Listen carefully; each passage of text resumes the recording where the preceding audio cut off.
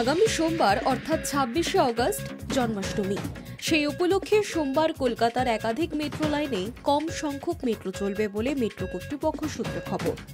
দক্ষিণেশ্বর কবি সুভাষ লাইনে স্বাভাবিকের থেকে ৫৪টি মেট্রো কম চলবে বলে জানানো হয়েছে।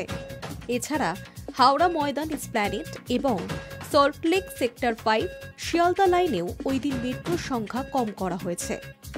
কলকাতা মেট্রোর তরফে জানানো হয়েছে, সোমবার ২৬শে অগস্ট জন্মাষ্টমী উপলক্ষে দক্ষিণেশ্বর কবি সুভাষ লাইনে আপ ডাউন মিলিয়ে ২৩৪টি মেট্রো চালানো হবে।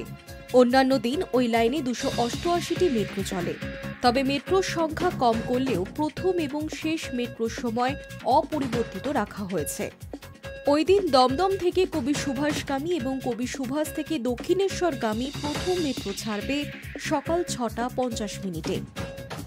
দমদম থেকে দক্ষিণেশ্বরে প্রথম মেট্রো ছাড়বে ৬টা ৫৫ মিনিটে। দক্ষিণেশ্বর থেকে কবি সুভাষের মেট্রো ছাড়বে সকাল ৭টায়। কবি সুভাষ থেকে দক্ষিণেশ্বরের শেষ মেট্রো ছাড়বে রাত ৯:৩০টায়। দমদমের শেষ মেট্রো ছাড়বে ৯টা ৪০ মিনিটে।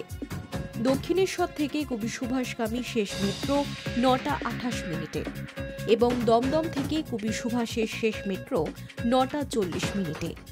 কবি সুভাষ এবং দমদমের মধ্যে রাতের বিশেষ মেট্রো চলবে 10টা 40 মিনিটে। মেট্রোর গ্রিন লাইন 1 অর্থাৎ শিয়ালদা সেক্টর ৫ লাইনে প্রত্যেক দিন ১০৬টি মেট্রো চলে। সোমবার আপ ডাউন মিলিয়ে ৯০টি মেট্রো চলবে ওই লাইনে। High news network.